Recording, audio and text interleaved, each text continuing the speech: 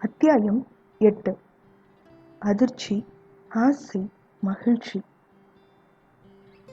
வந்த மனிதன் பெயரை எந்த கணத்தில் பிரம்மேந்திர சுவாமி உச்சரித்தாரோ அந்த கணத்திலிருந்து பல கணங்கள் வரை பிரமித்து அசைவற்று வந்தவனை நோக்கியபடி நின்றுவிட்ட இதயச்சந்திரன் சித்தம்.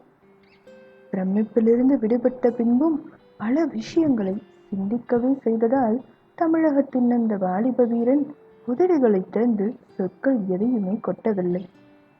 வந்தவனை நோக்கி வணக்க உரைகளோ வாழ்த்துரைகளோ சொல்லவும் அவன் முற்படவில்லை. பிரம்மேந்திர சுவாமியை தவிர அந்த மனிதனுக்கு கட்டளையிடக்கூடிய யாரும் மகாராஷ்டிரத்தில் இல்லை என்றும், அந்த மனிதனின் கட்டளையை மீறினால் தான் நீர்மேல் வாழ நேரிடும் என்றும், துடுப்பு தள்ள வேண்டியதிருக்கும் என்றும் தன்னை சுவாமி கூடாரத்துக்கு அழைத்து வந்த காவலன் கூறியதெல்லாம் இதயச்சந்திரன் எண்ணத்தில் எழுந்து சுழலவே அவற்றின் உட்பொருளெல்லாம் மெல்ல மெல்ல விளங்கலாயிற்று அவனுக்கு. வந்தவன் பெயர் கனோஜி ஆங்கிரை என்று பிரம்மேந்திர சுவாமி கூறியதுமே மின்னலால் தாக்குண்டது போல் பெரும் வெளிச்சம் சித்தத்தில் பளிச்சிட பிரமித்து உறைந்துவிட்ட இதயச்சந்திரன் சித்தம் அந்த மின்னல் மறைந்ததும் உறைந்த நிலையிலிருந்து மீண்டது. உண்மையை உணரவும் அந்த உண்மை நிலையில் சுயநிலையை ஆராயவும் சக்தி பெற்றது. ஆகலே கனோஜி ஆங்கிரேயை மீண்டும் இதயச்சந்திரன் கவனித்தான். ராட்சதன் போல் இரக்கமற்ற கரிய கூரிய கண்களுடன் நின்ற கனோஜி ஆங்கிரேயின் முகம் பயங்கரத்திலும் ஒரு அழகையும் கவர்ச்சியையும் பெற்றிருந்ததை கண்டான் அந்த வாலிபன். ஒவ்வொரு சமயம் அந்த இரக்கமற்ற முகத்தில் சிறிது கனிவும் விஷமமும் கலந்து காணப்பட்டன அவன் கண்களுக்கு. உண்மையில் மகாராஷ்டிர கடல் வீரனான கனோஜி ஆங்கிரே புரியாத பெரும் புதிராயிருந்தார் இதயச்சந்திரன் இதயத்துக்கு. 17, 18வது நூற்றாண்டுகளில் கனோஜி ஆங்கிரே பலருக்கு புரியாத புதிராகவேதான் இருந்தார். பிரிட்டிஷ் வர்த்தகர்கள் அவரை கடல் கொள்ளைக்காரன் ஆங்கிரே என்று அழைத்தார்கள். கடலில் அவர்கள் கப்பல்களை பிடித்து கப்பம் விதித்ததால் மொகலாயர் அவரை நிலச்சுரா என்று அழைத்தார்கள். அவர் தரைக்கும் வந்து அவர்கள் பிராந்தியங்களையும் சொத்து சுதந்திரங்களையும் விழுங்கியதால் மகாராஷ்டிரர்கள் அவரை ஷார்கேல் கடற்படை தளபதி என்றும் தெய்வம் என்றும் தொழுதார்கள். மொகலாயர் போர்ச்சுகீசியர்கள் கொடுமைகளிலிருந்து தங்களை நீரிலும் நிலத்திலும் காத்ததால் அவரையே வணங்கினார்கள். இப்படி பலர் பலவிதமாக கனோஜி ஆங்கிரேயை அழைத்ததற்கு அங்கு காரணமும் உண்டு. அரபிக்கடல் பிராந்தியத்தில் தனது அனுமதியில்லாமல் சவுதாய் கொடுக்காமல் எந்த கப்பலும் உலாவக்கூடாதென கனோஜி ஆங்கிரே தடை விதித்திருந்தார். அனுமதியில்லாமல் உலாவிய கப்பல்கள் தாக்கப்பட்டு சூறையாடப்பட்டன. சில கப்பல்கள் பிடிக்கப்பட்டு அவருடைய தளங்களான ஸ்வர்ணதுர்க்கத்துக்கும் விஜயதுர்க்கத்துக்கும் கொண்டு செல்லப்பட்டன. அந்த கப்பல்களிலிருந்து அத்தனை சரக்குகளும் கப்பம் என்ற பெயரில் கைப்பற்றப்பட்டன. நிலத்தின் பகுதிகளுக்கு அவர் சர்தேஷ் முகி விதித்தார். இது நிலச்சுவான்கள் கட்ட வேண்டிய கப்பம். அந்த முக்கியஸ்தர் செலுத்த வேண்டிய வரி சர்தேஷ் முகியாயிற்று. இப்படி நீரிலும் நிலத்திலும் இஷ்டப்படி ஆண்டு வந்த கனோஜி ஆங்கிரேயின் பெயரை கேட்ட மாத்திரத்தில் சகலரும் நடுங்கினார்கள். ஆனால் அவரை ஆராய்ந்த அந்த சில வினாடிகளில் இதயச்சந்திரனுக்கு நடுக்கம் ஏதும் ஏற்படவில்லை. மிகுந்த மரியாதையும் பணிவும் அவன் இதயத்தில் ஏற்பட்டன. மெல்ல தரையில் மண்டியிட்டு அவன் ஆங்கிரேயை சுவாமியையும் வணங்கினான். இந்த சமுதாயத்தை காக்க வந்த 2 பெரும் மகான்களை கண்டது என் பாக்கியம் என்றும் கூறினான். அதுவரை அவனை ஆராய விட்டு ஏதும் பேசாமல் இருந்த கனோஜி ஆங்கிரே ஓர் அடி எடுத்து வைத்து அவனை தன் 2 கைகளாலும் குழந்தை போல் தூக்கினார். தமிழா, உன்னை கண்டதும் எனது பாக்கியம். அதிக வீரர்களை, அதுவும் கர்ம வீரர்களை இந்து சமுதாயத்தில் இந்த நாட்களில் காண்பது அரிதாகிவிட்டது என்று மனதார பாராட்டவும் செய்தார். கரகரத்த அந்த குரலில் சற்று குழைவும் காணப்பட்டது. பெரும் விந்தையாயிருந்தது இதயச்சந்திரனுக்கு. இதயச்சந்திரன் தன் கண்களை உயர தூக்கி சொன்னான். கடல் வீரரை, இந்துக்கள் மானங்காத்த தங்களை விட கர்ம வீரர் யார் இருக்க முடியும்? அபிஷினியர்களும் மொகலாயர் கடல்வழி தலைவர்களுமான சித்திகளின் பிராந்தியத்தில் பரசுராமன் கோவில் கட்டிய பிரம்மேந்திர சுவாமியை விட மகான் யார் இங்கே இருக்க முடியும்? உங்கள் இருவருக்கும் முன்பு நான் திரும்பல்லவா? கனோஜி ஆங்கிரேயின் கண்கள் ஒரு வினாடி கருணை காட்டின. வீரனே, பெரும் காரியங்களை சாதிப்பவன் மட்டுமல்ல கர்ம வீரன். எவன் ஒரு கடமையை கைப்பற்றி அத்துறையில் அசையாத சித்தத்துடன் உழைக்க முன்வருகிறானோ அவனும் கர்ம வீரன்தான். காரியத்தின் மிகுதியல்ல குணத்தை சித்தரிப்பது, காரியத்தின் தகுதிதான் ஒருவன் குணத்தை நிர்ணயிக்கிறது. ஒரு பெண்ணின் துயர் தீர்க்க நீ வந்திருக்கிறாய் தமிழ்நாட்டிலிருந்து, அதுவும் மகாராஷ்டிரத்தின் மகுட சண்டையை தவிர்க்க தொலை தூரம் வந்திருக்கிறாய். இதில் உன் பங்கு சிறியதாயிருக்கலாம், ஆனால் சிறிய காரியங்கள் சில சமயங்களில் பெரிய காரியங்களை சாதிப்பதற்கு காரணமாயிருக்கின்றன என்று கூறிய கனோஜி ஆங்கிரே, இப்பொழுது சுவாமியிடம் சொல் உன் கதையை என்று உத்தரவிட்டார். இதயச்சந்திரன் ஒரு வினாடி சுவாமியை ஏறெடுத்து நோக்கினான். அவர் முகத்தில் எந்தவித உணர்ச்சியும் இல்லை. முகம் மிக சாந்தமாக இருந்தது. சொல் என்ற ஒரே ஒரு சொல்லை சொல்லிய சுவாமி அவன் பெயர் தெரியாததால் சிறிது தயங்கினார். இதயச்சந்திரன் என்று சுவாமியின் வாக்கியத்தை பூர்த்தி செய்தான் அந்த வாலிபன். சொல் இதயச்சந்திரா, ஆங்கரை சொன்னதிலிருந்து உன் கதை விசித்திரமாயிருக்கிறது என்று மீண்டும் கட்டளையிட்டார் பிரம்மேந்திர சுவாமி. உத்தரவு என்று கூறி அவர்களை வணங்கிய இதயச்சந்திரன் சற்று முன்பு தேவியிடம் கூறிய கதையை நிதானமாகவும் மிக தெளிவாகவும் திரும்பவும் அவர்களிடம் கூறினான். மிகுந்த ஊக்கத்துடனும் சிரத்தையுடனும் வாலிபன் சொன்ன கதையை கேட்ட பிரம்மேந்திர சுவாமியின் சாந்த முகத்தில் சிறிது கவலையும் தோய்ந்தது. ஆகவே அவர் கேட்டார், சற்று கவலை துணித்த குரலில்தான், எங்களுக்கு தெரியாத ஒரு மனைவி மகாராஷ்டிர மன்னனான ராஜாராமுக்கு உண்டு என்கிறாயா இதயச்சந்திரா? ஆம் சுவாமி என்றான் இதயச்சந்திரன். இதயச்சந்திரா, நான் சொல்வதை உற்றுக்கேள்.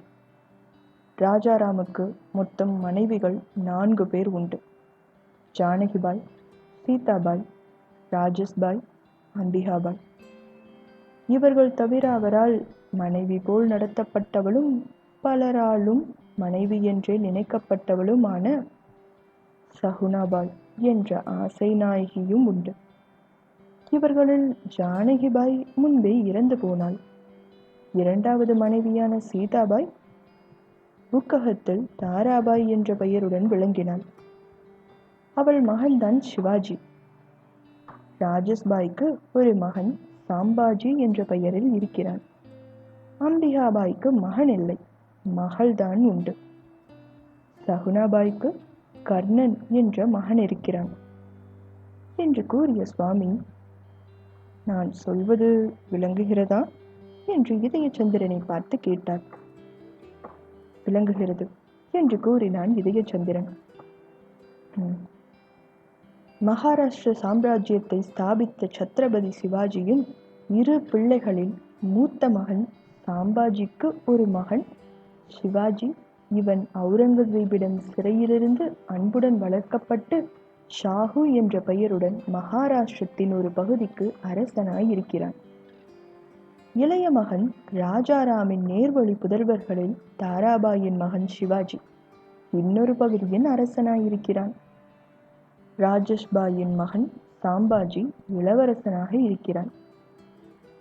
இப்பொழுது மகாராஷ்டிரத்தின் இன்னொரு 2 அரசர்கள் இருக்கிறார்கள். நீ சொல்வது உண்மையாயிருந்தால் அரியணை போட்டிக்கு 3வது வாரிசும் இருப்பான். ஆம் சுவாமி. நீ கூறும் திருமணம் செஞ்சிக்கோட்டையில் நடந்ததாக கூறுகிறாய். ஆம். இதயச்சந்திரா, ராஜாராம் அவுரங்கசீபால் துரத்தப்பட்டு செஞ்சிக்கு ஓடிய போது அங்கு அவரது அமாத்தியர் அவரை குடியிலும் கூத்திலும் திளைக்க விட்டதாக கேள்விப்பட்டிருக்கிறோம். ஆனால் அவர் யாரையும் மணந்ததாக கேள்விப்பட்டதில்லை. மகாராஷ்டிரத்திலிருந்து ராஜாராமின் மனைவிகள் செஞ்சிக்கு வரும் முன்பே இத்திருமணம் நடந்தது. உனக்கு எப்படி தெரியும்? தஞ்சை அரண்மனையில் உள்ள பெண்மணி கூறினாள். கழுத்தில் இருந்த மங்கள சூத்திரத்தையும் காட்டினாள் என்று இதயச்சந்திரன், மனைவியை தவிர வேறு யாரிடமாவது நீங்கள் எனது கச்சையிலிருந்த எடுத்த பதக்கத்தை ராஜாராம் கொடுத்திருப்பாரா என்றும் வினவினான். பிரம்மேந்திர சுவாமி இதை கேட்டு சிறிது சிந்தனையில் இறங்கினார். மாட்டார். ராஜாராம் மற்ற விஷயங்களில் சீரழிந்திருக்கலாம். மகாராஷ்டிர கௌரவத்தை அவர் என்றும் கைவிட்டதில்லை. ஆகவே அந்த கௌரவ சின்னத்தை கண்டவர்களிடம் கொடுக்க மாட்டார். ஆனால் தமிழா, நாம் இந்த விஷயத்தை ராஜாராம் மகாராஜா இறந்த 8 ஆண்டுகளுக்கு பிறகு இப்போது பேசுகிறோம் என்பதையும் நினைவில் வைத்துக்கொள்.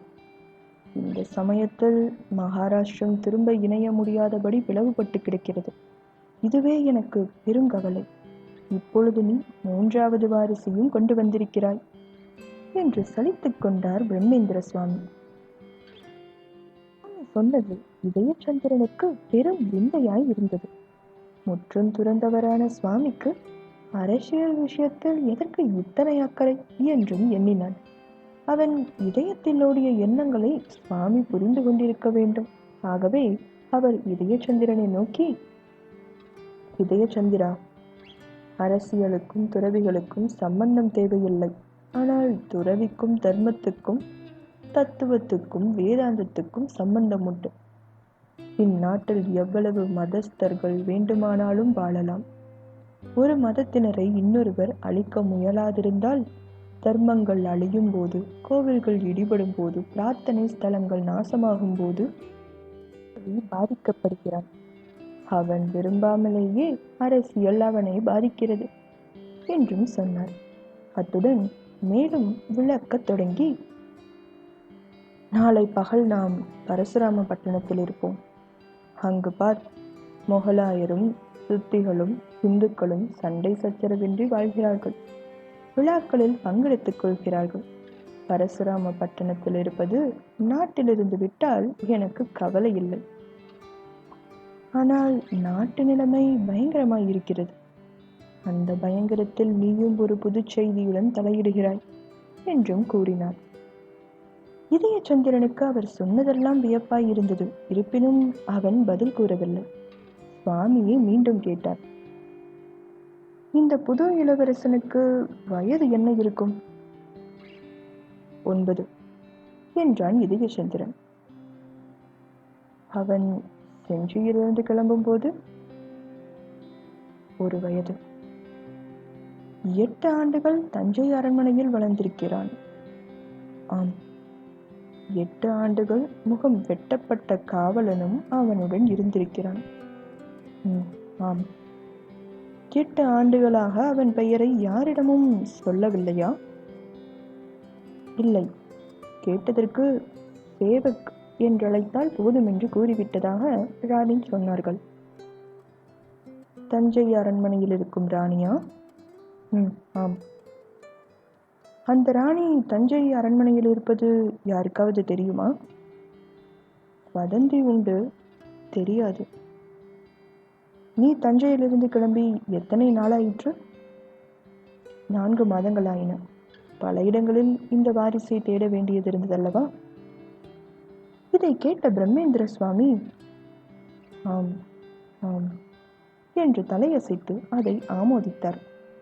பிறகு கேட்டார் கனோஜி ஆக்ரேயை நோக்கி, இதை பற்றி நீ என்ன நினைக்கிறாய் கனோஜி?